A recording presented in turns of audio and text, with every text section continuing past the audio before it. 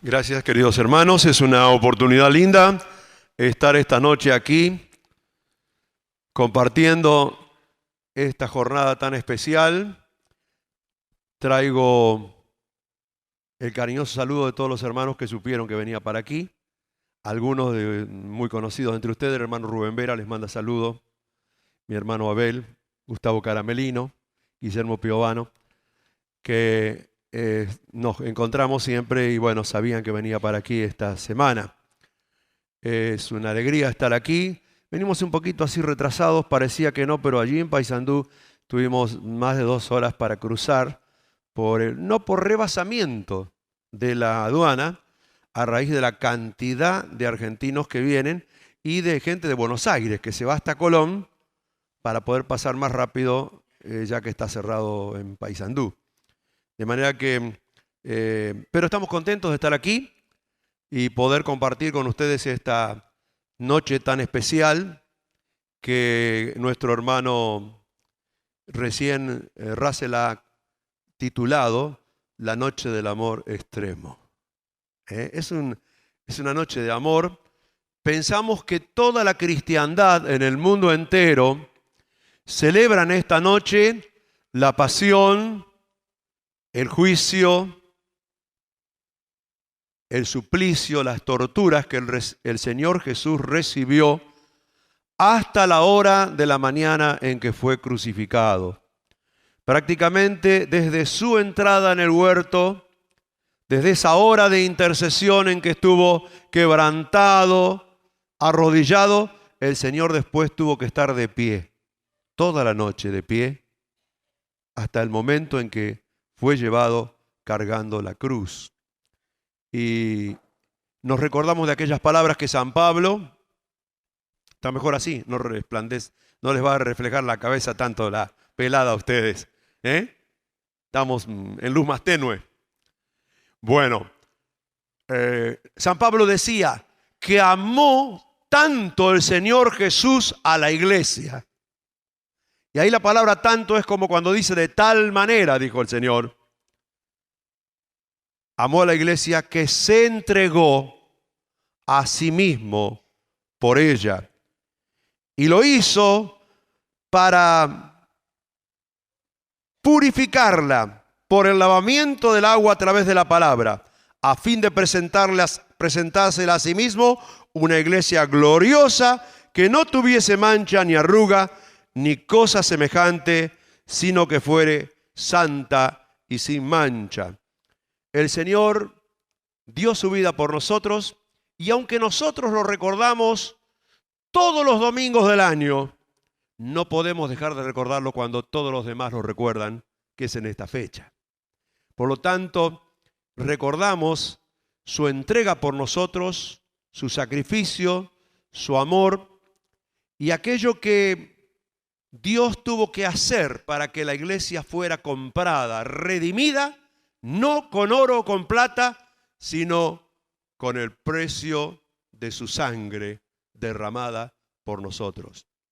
Alguien dijo que así como fue necesario que Adán se durmiera en el huerto y que Dios operara de primer anestesista en la historia y de primer cirujano, abriendo su costado, muy cerca de su corazón,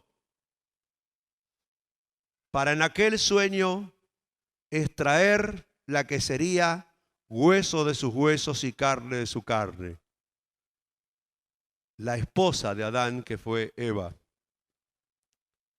San Agustín decía que si Dios hubiera querido que la mujer dominara al hombre, la hubiera sacado de la cabeza.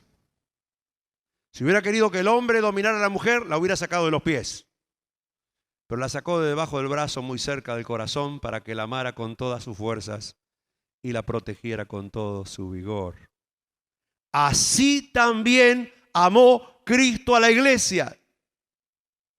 Y para que la iglesia naciera, fue necesario que Él también se adormeciera sobre el altar del Calvario aquel Viernes Santo, para que de su costado herido, de su corazón atravesado, de su sangre derramada, surgiera la iglesia, la esposa de Jesucristo, que 20 siglos de historia testimonian que las puertas del infierno no prevalecerán contra ella. Amén. Amén. Y esta noche nosotros pensamos en esa iglesia que el Señor quiere que avance unida. Y pensamos en las palabras de San Pablo cuando marca el rumbo de esa iglesia que surge de la muerte del Señor Jesucristo en la cruz, en el capítulo 4 a los Efesios. Y el título de nuestra reflexión es en esta noche. Es un breve y sencillo postulado. La iglesia está para crecer.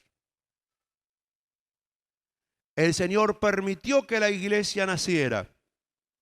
Él se entregó por ella, por su gloriosa resurrección y luego de su gloriosa ascensión, con el descenso del Espíritu Santo, comienza aquí en la tierra el período de la gracia, el período de la iglesia. Y esta noche vamos a leer solamente 5 versículos en Efesios 4, del 11 al 16,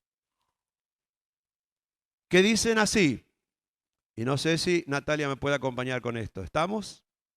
¿Sí? 4, 11 al 16. Es la otra exposición, la azul. Ya arrancamos.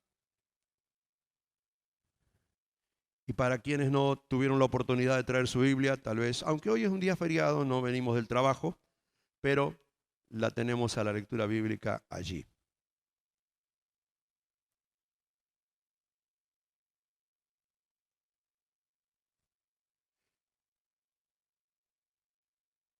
Arrancamos y luego entonces la seguimos, ¿sí? ¿La tenemos? Efesios 4:11. Sí.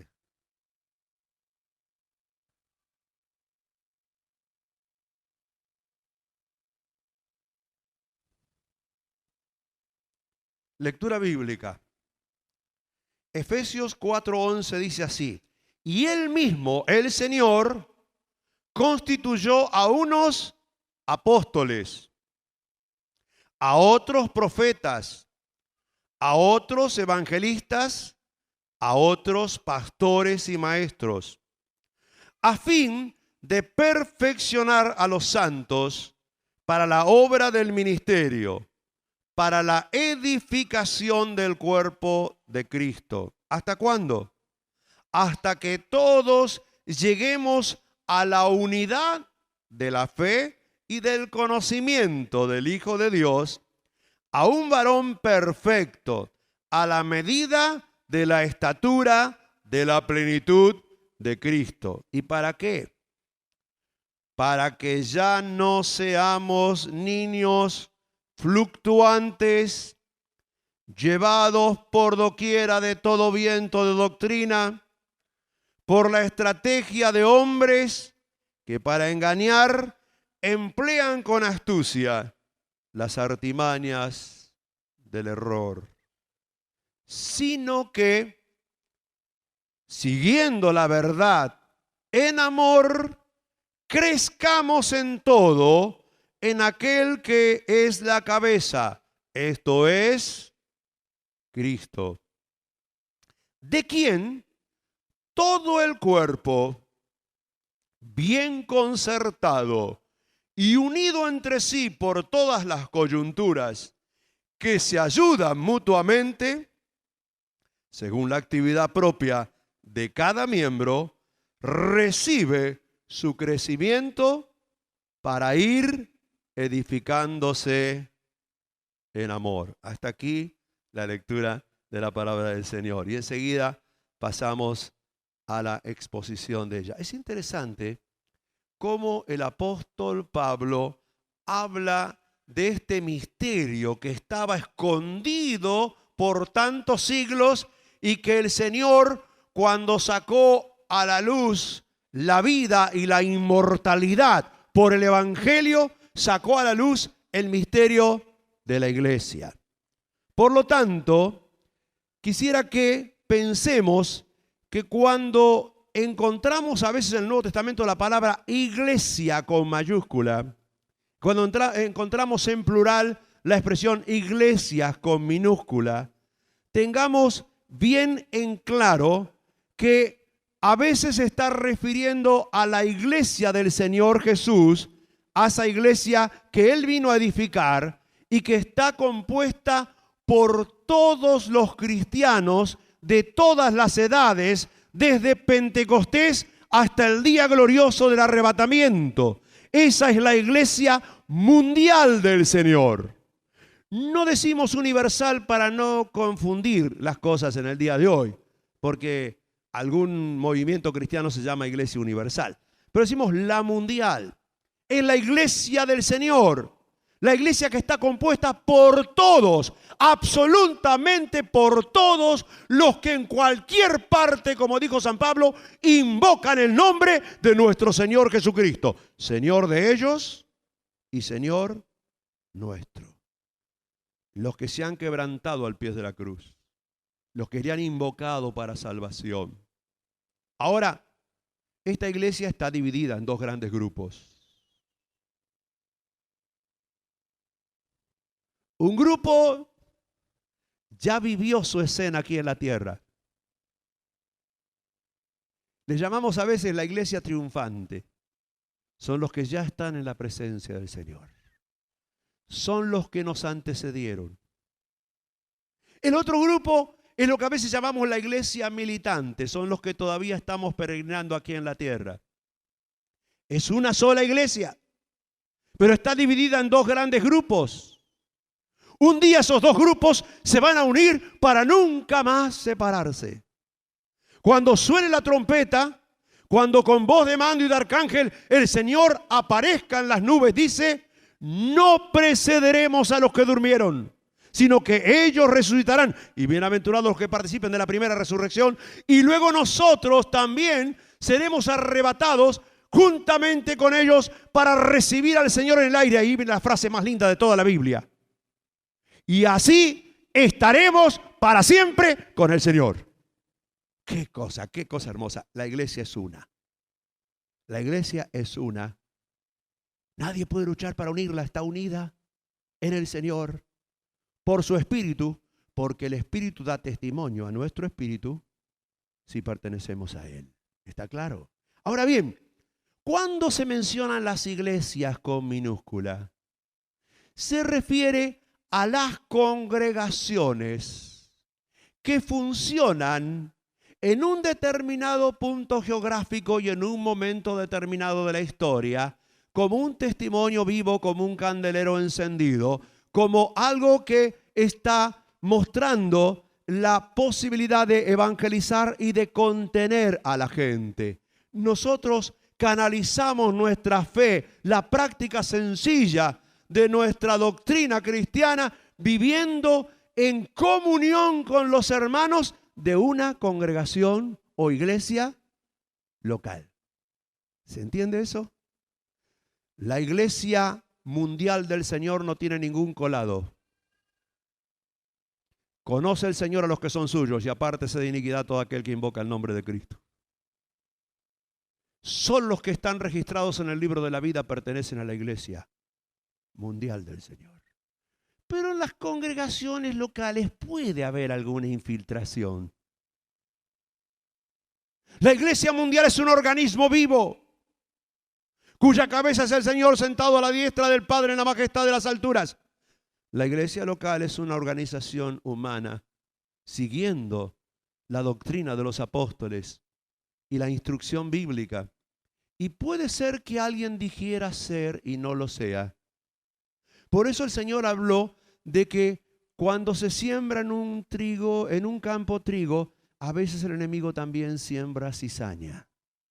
Y crecen juntos el trigo y el triguillo, aunque son iguales, y no tenemos por qué estar escarbando y tratando de sacar la cizaña, sino que debemos evitar dañar el trigo. En las congregaciones locales, aún en las parroquias, hay trigo y hay cizaña. La diferencia es que en algunos lugares hay un porcentaje más alto de trigo y casi es insignificante la cizaña. En otros lugares uno ve mucha cizaña y algún poquito de trigo. Pero lo interesante es que la iglesia que el Señor plantó, la plantó para crecer hasta que el último de los ordenados para vida eterna reciba la salvación por la fe en Cristo Jesús. Y las iglesias locales también son equipadas para crecer. Aquí hay dos palabras claves que el apóstol utiliza. La primera palabra es edificación y la segunda palabra es crecimiento. Para la edificación y para el crecimiento. Es interesante que a veces se habla de la iglesia como un edificio que tiene cimientos, cuya piedra angular es nuestro Señor Jesús, y luego el cimiento de la doctrina de los apóstoles, y luego ese edificio va creciendo con piedras vivas que se apoyan en otras y soportan a otras, y es un edificio dinámico en la imagen que el apóstol proyecta de la iglesia, pero también se la compara con el cuerpo humano. Y cuando uno piensa en el cuerpo humano, en una criatura, nos preguntamos, ¿para qué nace una criatura?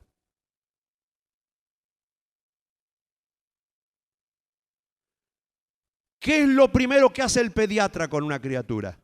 ¿Qué digo el pediatra? Ya lo hace antes de nacer, porque ahora con la poder tomar a través de la ecografía, ya va viendo cómo está creciendo y cómo se está desarrollando. Pero cuando ha sido dada a luz y ha nacido, hay dos cosas que por más que la ciencia haya avanzado, hacen los pediatras. Lo pesan y lo miden. Y desde allí en adelante, el control será peso y medida. Peso y medida. Porque la criatura nació para crecer, para desarrollarse. Estamos para avanzar.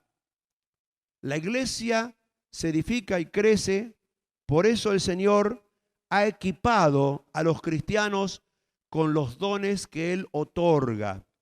Y aquí se hablan de funciones, se habla de la función apostolar, no de apóstoles, de la función apostolar, de la función profética que es enseñar el mensaje de Dios para la hora actual, de la función evangelística que es predicar el glorioso mensaje del Evangelio, despejando la nebulosa de las mentes y llevándoles cautivas a la obediencia a Cristo Jesús nuestro Señor, y la función irreemplazable del pastor enseñador, los pastores maestros. La Biblia habla también de una gran cantidad de dones que el Señor ha otorgado, facultades y habilidades.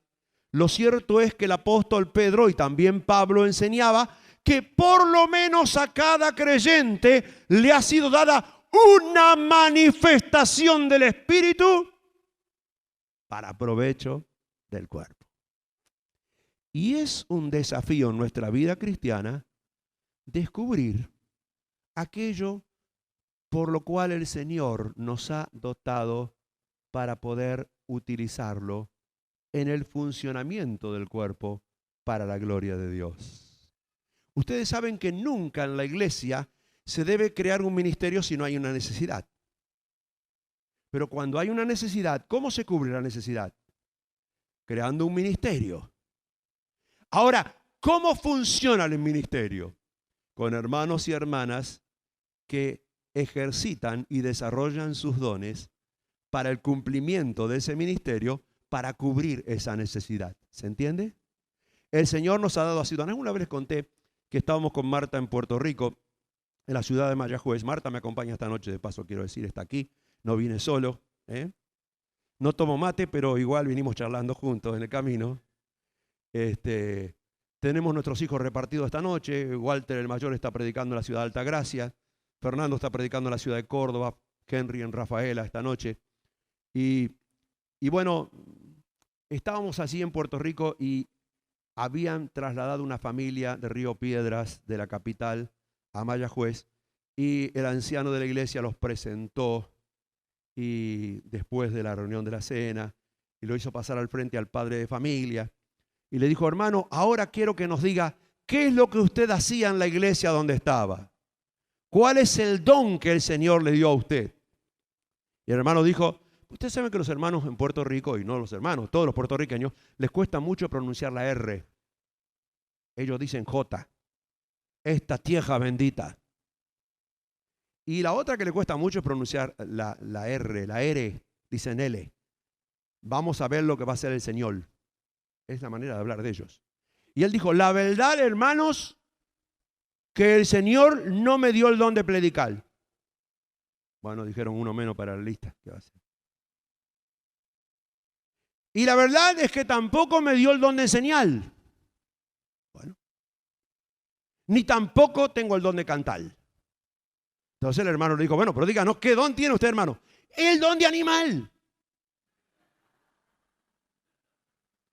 Bueno, hermano, anime a todos, anime, dijo él. Y él ni se rió, ninguno se rió. Nosotros no aguantábamos la risa, pero el don de animal. Bueno, era 1 Tesalonicenses 5, anímense los unos a los otros, así como saben hacerlo.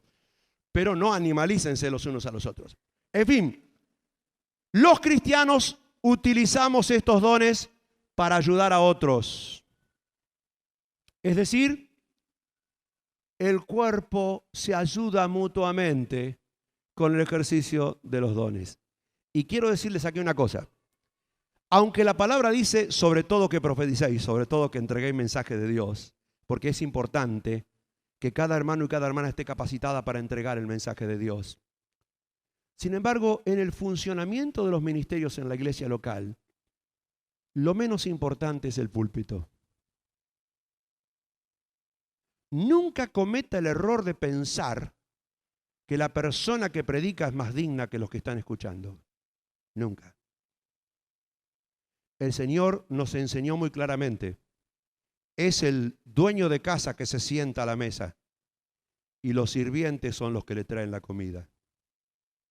El que predica tiene que ser el más humilde e inferior en la congregación, porque es el que Dios utiliza para servir la comida a la gente. La gente es mucho más importante que el que predica. Ahora, hermanos, esto nos hace pensar de que nuestro funcionamiento es ayudar los unos a los otros y no pensar que hay personas que porque aparecen más públicamente tienen un don más importante o una función más importante en la congregación. Porque así como hay miembros visibles, dice San Pablo, hay miembros invisibles en el cuerpo humano. Y uno puede vivir sin un dedo, puede vivir sin una mano, puede vivir sin un ojo, pero no puede vivir sin un hígado.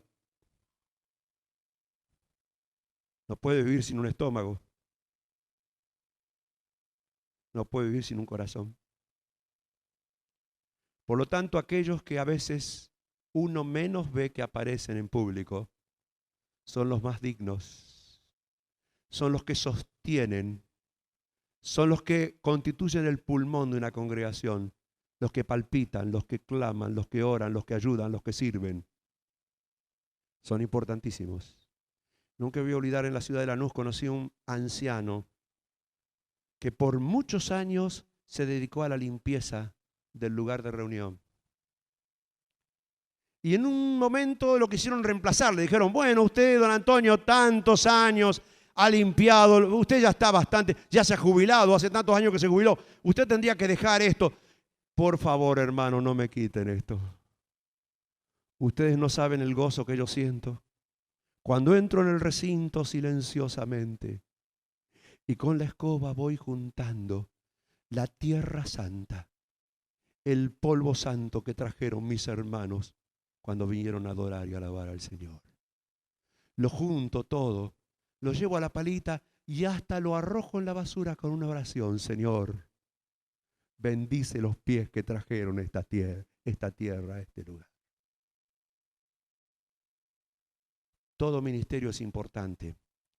Y sabe una cosa, luego la iglesia se desarrolla con edificación y con crecimiento. Nos hacemos 3 preguntas, Natalia, rápido para ver. La primera pregunta, ¿en qué debemos crecer? La segunda, ¿para qué debemos crecer? Y la tercera, ¿cómo se produce el crecimiento? Vamos a contestarnos la primera pregunta. ¿En qué debemos crecer? Si la iglesia está para crecer, como el niño que recién ha nacido, ¿en qué aspectos debemos crecer? De acuerdo a este pasaje que hemos leído esta noche, la iglesia debe crecer en primer lugar en la dimensión vertical de la verdad. La iglesia es columna y baluarte de la verdad. Si la verdad no está en la iglesia, ¿dónde va a estar, hermanos? No debemos predicar un mensaje licuado. No debemos predicar lo que la gente quiere escuchar. Debemos predicar todo el consejo de Dios. Debemos hablar del cielo y del infierno. Debemos hablar de la cruz, de la muerte, de la resurrección, del negarse a sí mismo. La iglesia es columna y baluarte de la verdad. La iglesia tiene que crecer en el conocimiento de la verdad. Por eso, cuando leemos en los Hechos capítulo 2, ¿cuál era una de las estrategias más importantes de la iglesia primitiva? Dice, perseveraban en la doctrina de los apóstoles. Es decir, en lo que está escrito. Ellos no lo tenían escrito. Todavía no se había escrito el Nuevo Testamento. Todavía no estaban las epístolas como las tenemos en el día de hoy. Y cuando uno lee las epístolas, encuentra claramente dividido los 2 aspectos grandes de la doctrina de los apóstoles, de la verdad que el Señor nos vino a enseñar. Por un lado, uno encuentra las cosas, las grandes y profundas verdades teológicas que son innegociables e inamovibles. Lo que se llama en griego el kerigma. Y por el otro lado encuentra la didaqué, que es la aplicación práctica de cómo debemos vivir.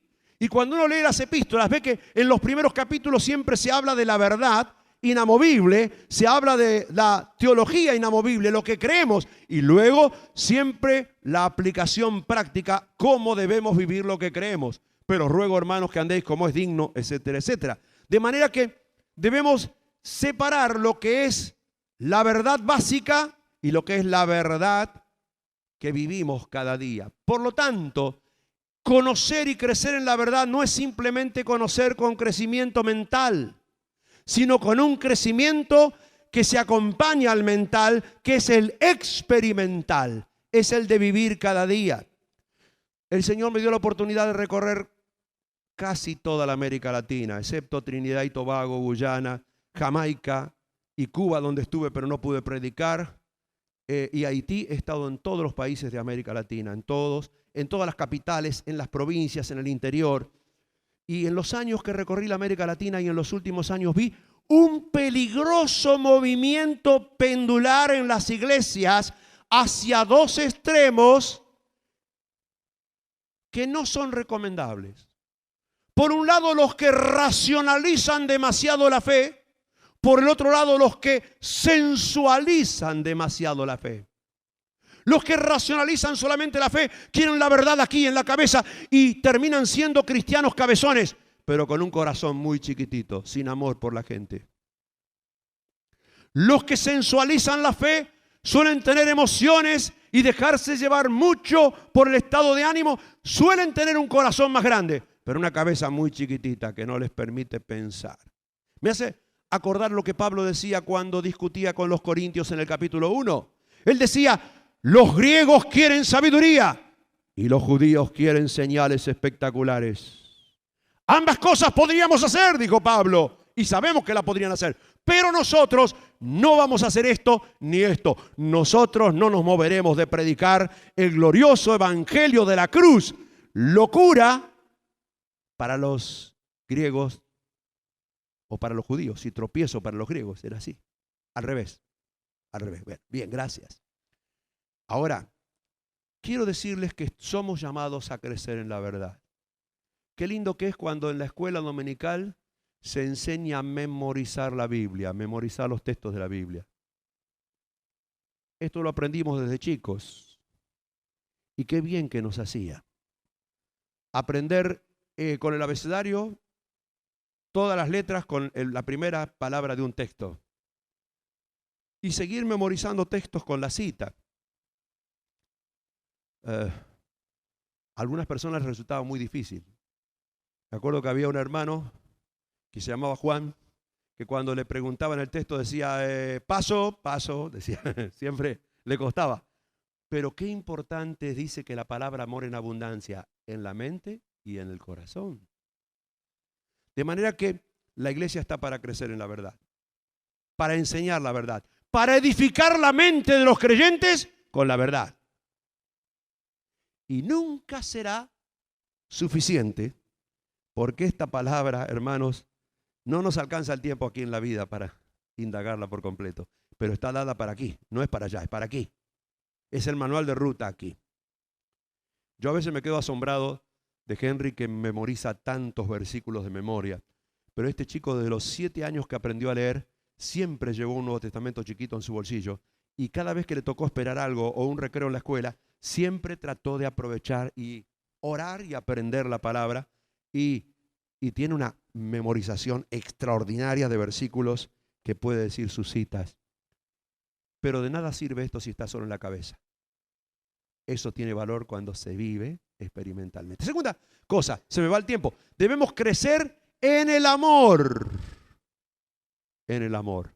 Si la verdad nos conecta verticalmente con el Señor, porque no se olviden que la verdad no son conceptos. La verdad no es una doctrina. La verdad es una persona.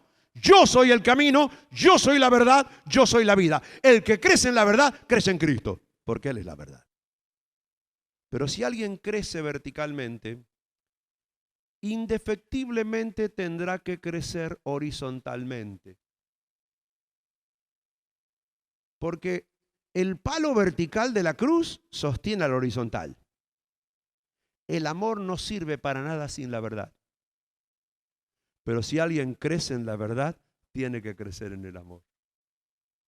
Porque el amor es la manifestación horizontal de la verdad. En esto conocerán que son mis discípulos, en que se aman los unos a los otros. La gente no lee la Biblia. La gente no quiere escuchar el mensaje del Evangelio. La gente nos lee a nosotros y ve si nos amamos o no, si somos realmente auténticos. Y dice que Él, como amó a los suyos que estaban en el mundo, los amó hasta el fin. Qué lindo. Hasta lo último. De tal manera nos amó. Debemos crecer en el amor. La iglesia es el lugar más hermoso que hay en la sociedad. Porque en ninguna otra institución, en ningún otro encuentro, sea de carácter político, sea de carácter deportivo, sea de carácter social, sea de carácter periodístico, sea de lo que sea, en ningún otro ámbito existe la confianza y el amor que existe cuando la iglesia está reunida en el nombre del Señor. Hermanos, nuestra vida da vuelta alrededor de la reunión. El hermano que no tiene como centro de su vida la reunión, como centro de su vida el encuentro, como el centro de su vida el encontrarse con sus hermanos, el canalizar el amor hacia los hermanos y recibir el amor de sus hermanos, no sabe lo que es crecer en amor, en la comunión. A veces me he preguntado, ¿qué comunión puede tener un hermano que llega tarde y se va temprano? Dice, vino a la cena, pero llegó justo cuando empezaban. Y una vez que se dijo amén, se fue. Cumplió con el Señor. Con el Señor no se cumple así. El que sigue la verdad debe seguirla en amor. Pero hay un tercer punto. El cuarto es el más importante de todos. Si la iglesia crece en la verdad y crece en el amor, tiene que crecer también en tamaño. Es decir, momentito, por ahí algunos libros que han dicho, no engorde su iglesia, hay iglesias que engordan y no crecen. Bueno, puede ser. Esto significa cuando se busca simplemente tener gente. No. El Señor quiere calidad, es verdad. El Señor no quiere un campo lleno de cizaña. El Señor quiere trigo. Pero también es cierto que la verdadera calidad inevitablemente produce cantidad. Y si no produce cantidad, hay que dudar de que sea una verdadera calidad. Porque la calidad produce cantidad. Si nosotros pudiéramos haber seguido históricamente la vida de los 11 discípulos del Señor, y no sabemos nada de Matías, ellos fueron utilizados gloriosamente para derribar fronteras en países, para llevar el mensaje. Se creen que Tomás el Dídimo llegó hasta la India. No lo sabemos. Pero lo cierto es que fueron héroes de la palabra. Nosotros tenemos nada más que la parte de los hechos de los apóstoles. Lo que Dios quiso revelar. Porque la Biblia no es todo lo que Dios pudiera haber revelado. Es lo que Dios quiso revelar. Pero hay secretos y misterios que Dios no ha revelado que pertenecen a Él.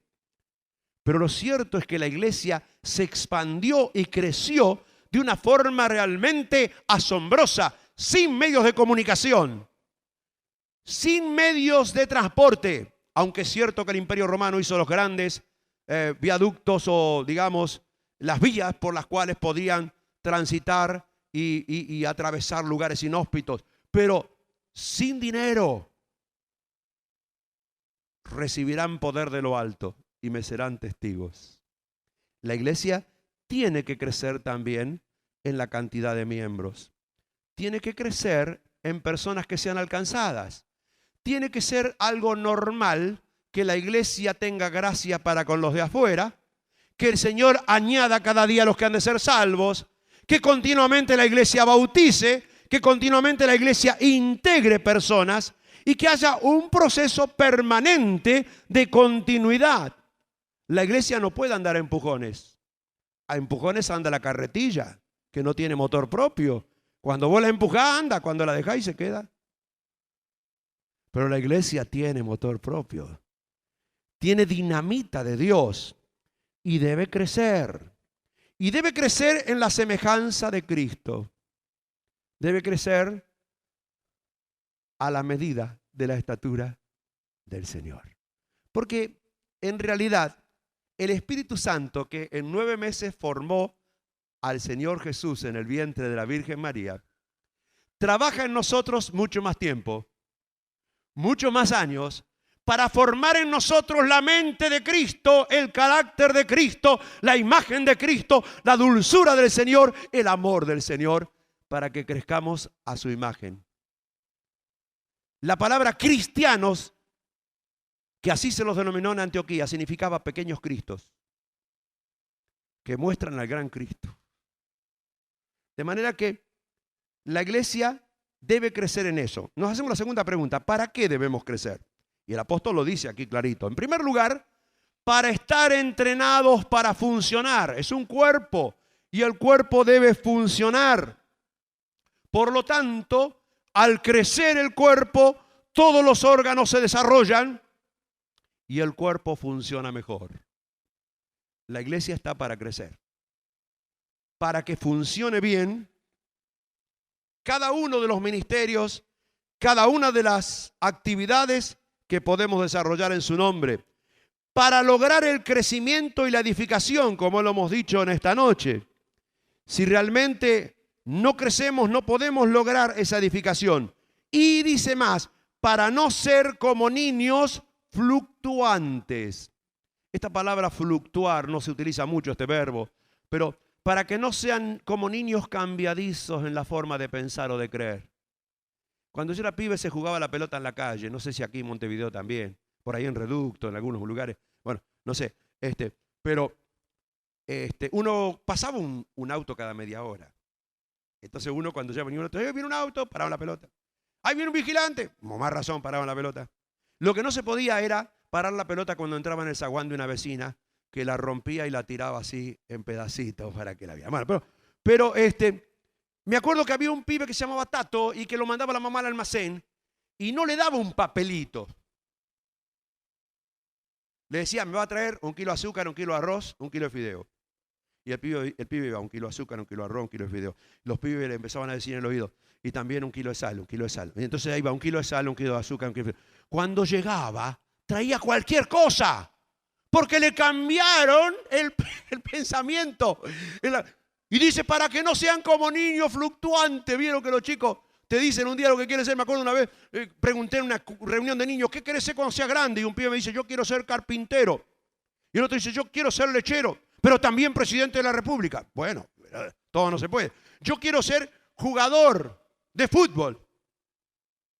Y hasta se paró un pibe y dice, yo quiero ser pastor con iglesia propia. Pajarito. Bueno, pero los chicos piensan así y van cambiando.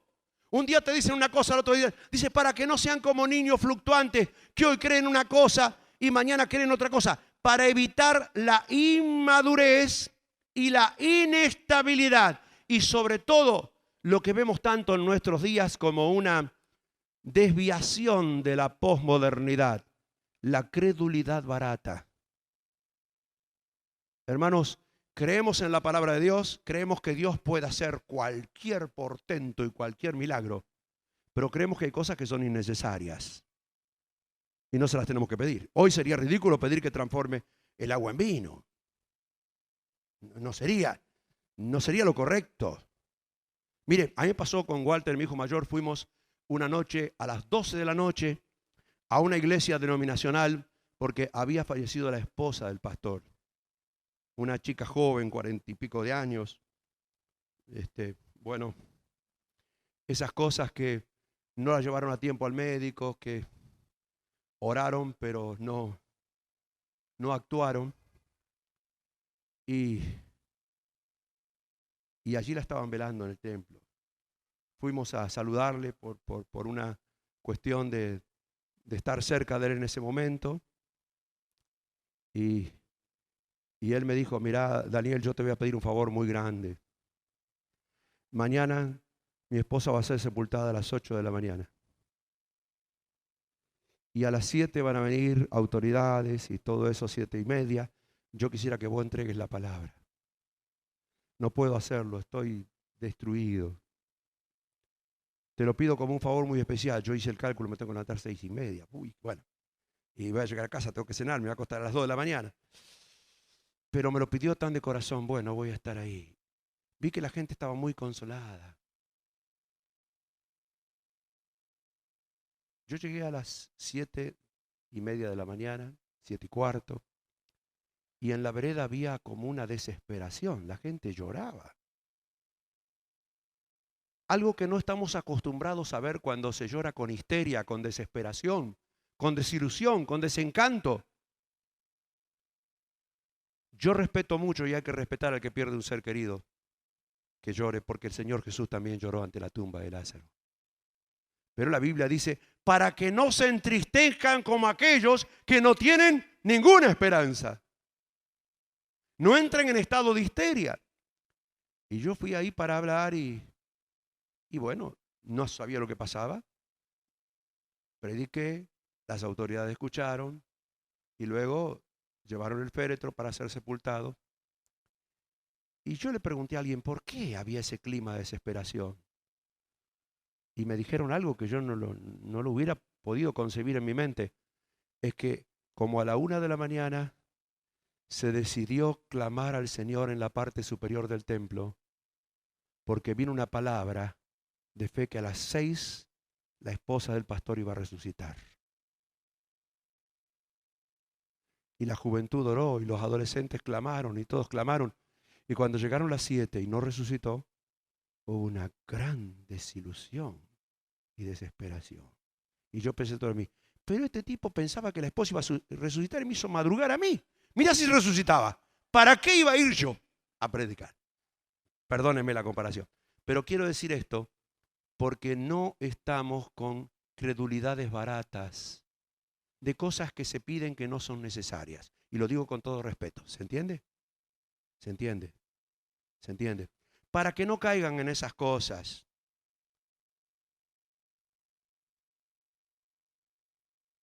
Nosotros hemos visto en la iglesia, como ustedes también, sanidades portentosas.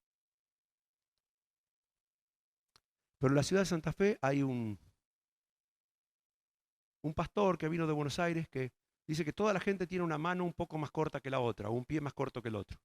Los acuestan en el piso, casi nunca usted puede poner los dos pies igual. Luego de orar, lo estiran y ya está parejo y se van.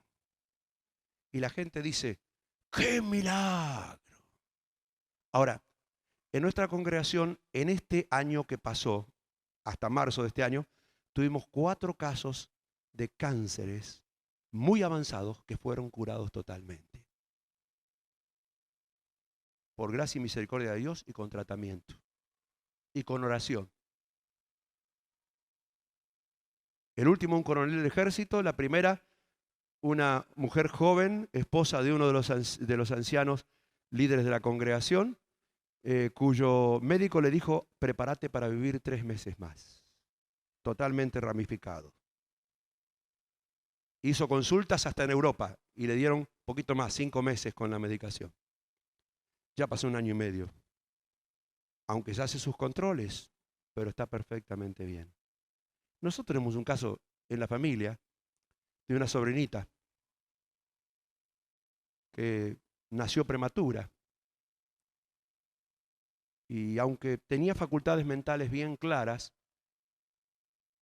al 1 año y medio no caminó, a los 2 años no caminó, a los 2 años y medio le practicaron operaciones en los tobillos, no caminó, a los 3 años no caminaba y una noche, un día lo dejaron en casa porque los padres iban a Buenos Aires y yo sin querer después de almorzar estaba tomando un café, era un día de invierno y apoyé los pies de la nena sobre el piso y se doblaban como de goma las piernitas.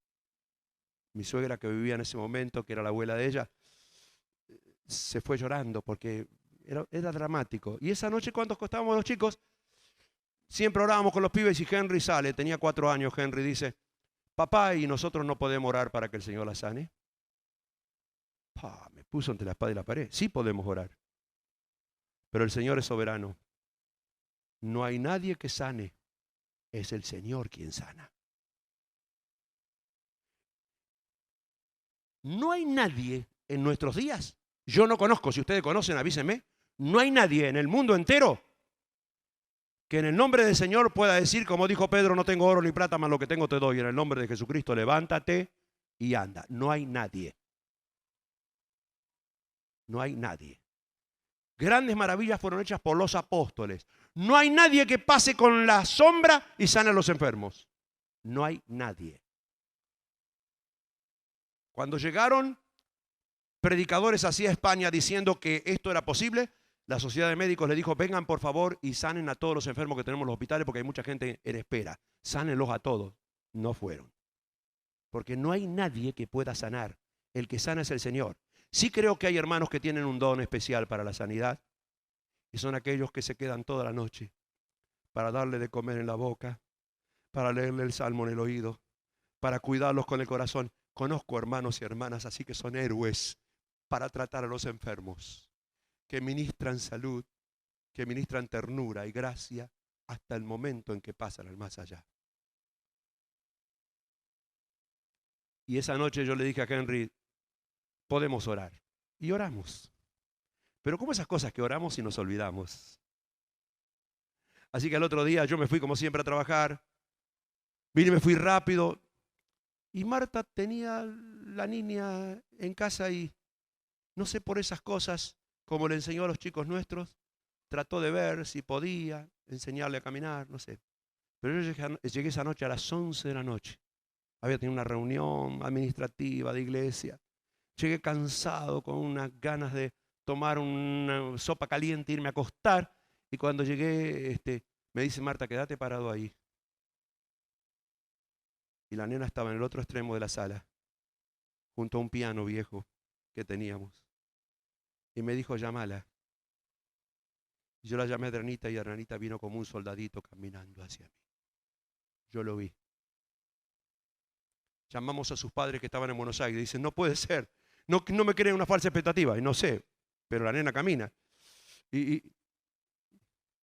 vinieron. Al otro día la llevaron al campo donde estaban los otros abuelos para que la vieran. Y al otro día al traumatólogo.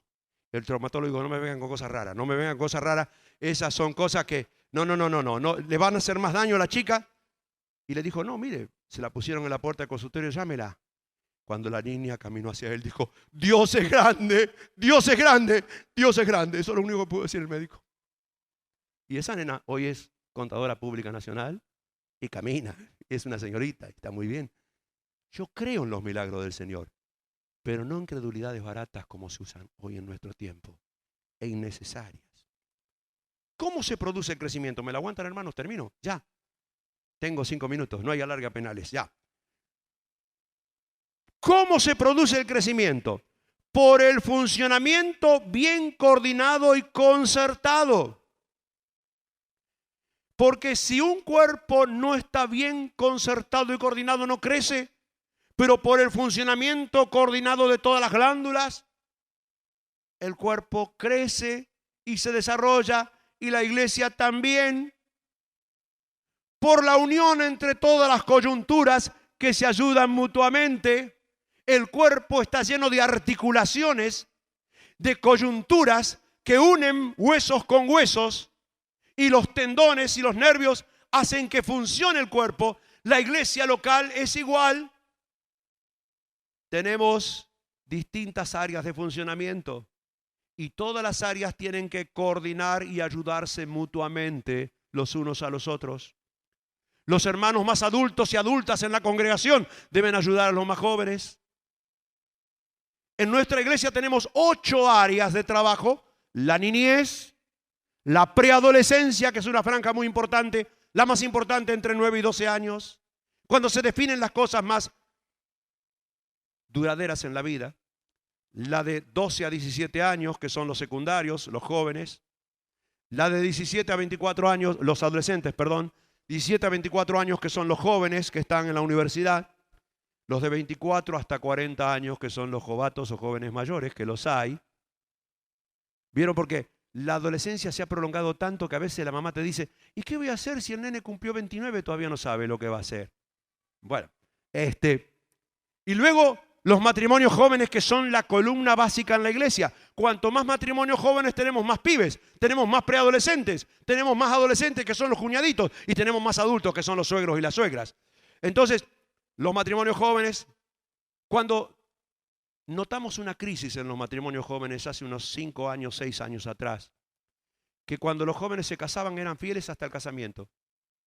Y después no sé qué crisis le agarraba, qué año sabático, qué cosa, que aflojaban en los ministerios. Y Henry tomó un grupo de 5 matrimonios. Y hoy tenemos 138 matrimonios jóvenes activos en la congregación. Son el pulmón de la iglesia. Y luego los intermedios, que son muy importantes, entre 40 y 60 años. La edad madura y productiva de la vida. Y luego los mayores de 60. Pero todos son necesarios. Y todas las coyunturas deben estar flexiblemente relacionadas y que no haya contraposición. Porque cuando una coyuntura no funciona, hay una parte del cuerpo que queda inhabilitada. Y la iglesia debe estar tan integrada que no haya miembros sueltos por ahí. Porque miren, cuando uno ve un miembro del cuerpo suelto, ¿para qué sirve? Nunca voy a olvidar un accidente cuando los chicos nuestros eran pibes y chocó una camioneta, no sé, con un automóvil en la ruta. Nosotros llegamos ahí encima y volcó la camioneta y estaban tratando de levantar los heridos. Y vi que levantaron a una señorita y yo vi que le faltaba de la rodilla para abajo. Y yo busqué y encontré ese pedazo. Y lo coloqué al lado de la chica inconsciente, esperando que se lo hayan podido tal vez reinsertar, no sé. Pero pensé, ¿de qué vale un miembro separado del cuerpo? ¿De qué vale un dedo separado del cuerpo? ¿Sabes? Sí, yo sé de qué vale. Para que los que estudian medicina lo estudien, ¿vieron? Ellos andan así por ahí, se hacen unos chistes, se meten una oreja en el bolsillo de algún muerto, porque están trabajando con órganos de gente, órganos inactivos, órganos que ya pertenecen a personas, o que si son personas que eran vivas ya no los tienen en su cuerpo. Cuando usted ve a un cristiano suelto por ahí que no se congrega en ningún lado, es digno de ser estudiado. Para otra cosa no sirve. Ahora bien, hay una frase que es la principal frase por la cual quiero concluir esta noche. ¿Cómo se produce el crecimiento? Ahí viene la penúltima frase. Por la actividad, ¿lo tenemos? Propia de cada miembro. La repito. El crecimiento se produce por la actividad propia de cada miembro. Todas las glándulas funcionan, todos los órganos funcionan y la actividad propia de cada miembro produce el desarrollo y el crecimiento. ¿Cómo crece una congregación local? ¿Por la actividad de los ancianos? No. No pueden los ancianos hacer todo eso. Los apóstoles fueron inteligentes cuando dijeron, no podemos nosotros, no es justo que dejemos la palabra y la oración para dedicarnos a las actividades y ministerios de la congregación. Por la actividad propia de cada líder. En la Biblia no se usa la palabra líder, pero colaboradores. No. Por la actividad propia de cada miembro. Cada miembro en la iglesia es importantísimo. Ese pibe de 11 años es importantísimo. Esa chica de 14 que vino hace poco a la iglesia es importantísima. Dios utiliza a la gente nueva. Dios utiliza al que tiene un corazón entusiasmado si es miembro de la iglesia. Aunque a veces ni sea bautizado, pero si ya es bautizado, el Señor lo utiliza y utiliza a cada miembro. La iglesia crece no porque nosotros salgamos a gritar en la calle la verdad, no porque tengamos un programa radial, que lo cual está bien, no porque hagamos una campaña, lo cual está bien como impacto. La iglesia local crece por la evangelización relacional de cada uno de sus miembros. No hay otra forma de crecimiento. Andrés trajo a Pedro. Jesús halló a Felipe. ¿Y Felipe a quién trajo? A Natanael. ¿Se acuerdan? Natanael que venía desconfiado, que decía, pero de Nazaret va a salir algo bueno. Y cuando el Señor le dijo, este es un muchacho en el cual hay verdad, un judío verdadero. ¿De dónde me conoces? Le dijo. Una sola frase lo dejó paralizado. Cuando estaba debajo de la higuera yo te vi. Y quedó impactado. La evangelización relacional, la actividad propia de cada miembro. Miren, hermanos, en nuestra congregación lo vemos cada día. El domingo pasado pude yo con mi mente al saludar contabilizar más de 45, 50 personas nuevas. No hay campaña, no hay algo especial. Cada domingo es especial, pero es la actividad propia de cada miembro. Yo no puedo frenar a los miembros a que traigan gente. Porque el que planifica el crecimiento de cada miembro es la cabeza. La planificación de la cabeza, que es Cristo. Dice que el cuerpo crece bien coordinado desde la cabeza. Ustedes han visto cuando un niño se lo muestra en la ecografía, ¿qué es lo primero que se ve? Pura cabeza. Y desde la cabeza van creciendo todos los miembros.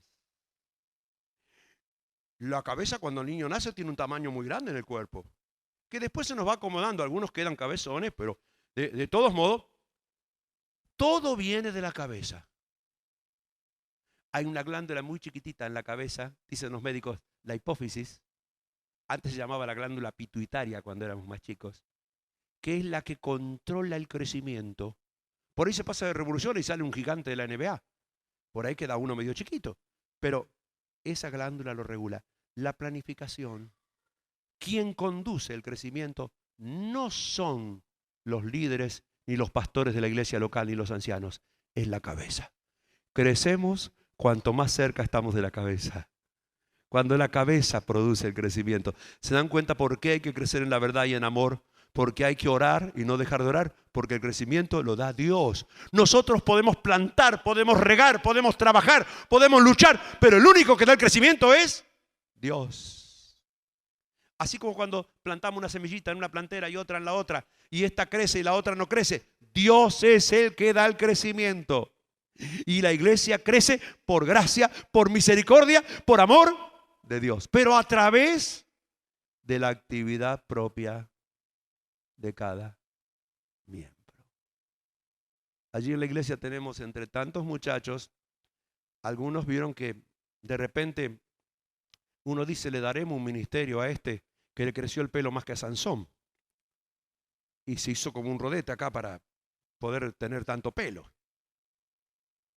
Pero resulta que nosotros no le damos ministerio, pero el Señor sí se lo da. El Señor sabe lo que hace. Y este muchacho fue a la universidad y testificó en la universidad. Y trajo 4 o 5 compañeros de la universidad. Pero una de las chicas de la universidad, que vive a 300 kilómetros de Santa Fe, María Belén, aceptó a Cristo con todo el corazón. Dijo, yo veo a Cristo en él, en sus actitudes, en su testimonio, en la forma de ser. Me enseñó a orar, me enseñó a leer la Biblia, me enseñó a vivir en el gozo del Señor. Y ambos fueron becados para ir a un hotel muy lujoso del Calafate en el sur, porque están estudiando justamente gastronomía. Y allí tenían que entrar en los corrales de las ovejas y vieron también que había ratas por la alimentación para las ovejas. La chica, cuando regresó, contrajo leptospirosis. La internaron un día lunes en un hospital, 2 días, la llevaron a un sanatorio. Los padres vinieron rápidamente. En el sanatorio no había lo suficiente para atenderla. Lo volvieron a un hospital público mucho más adelantado. Y el viernes a la noche, cuando los padres la habían dejado sola, ya en compañía de la enfermera, ella se dio cuenta que su vida se agotaba. La fiebre era muy fuerte, muy grande, y ella pidió una hojita de papel y una lapicera. Y le escribió a sus padres, creo que en las próximas horas el Señor me va a llevar a su presencia. La medicación que me han suministrado no hace efecto. He orado desesperadamente al Señor, pero siento como una consolación que sus brazos están extendidos no para sanarme, sino para recibirme. Yo les pido una cosa. Si el Señor me lleva a su presencia, no tendré oportunidad de volverles a hablar. Vayan a la iglesia. Reciban a Cristo en su corazón. Él me cambió la vida. Se la puede cambiar a ustedes también. Y la letra ya se hacía cada vez más ininteligible. Y la cartita terminó en un pedazo de papel que ella colocó en el forro de su Biblia, del lado de adentro. La chica murió antes del mediodía del sábado. Pasó todo lo del velatorio. Retiraron las cosas de la pensión donde vivía. Como a los 10 días, revisando su Biblia, encontraron el papelito que estaba entre la tapa y el forro de la Biblia. Se hicieron un viaje de 300 kilómetros los padres hasta Santa Fe. Vinieron a verme. ¿Qué significado tiene esto? Muy sencillo, tomen asiento. Y al ratito ellos con lágrimas se estaban entregando al Señor. En el mes de diciembre se bautizó una hermana de ella y trajo más de 30 estudiantes a la reunión. El domingo pasado teníamos un bautismo de más de 30 hermanos y se bautizó la otra hermana, el otro hermano, que es un guía turístico, y el padre y la madre dicen, en el próximo bautismo nos bautizamos nosotros.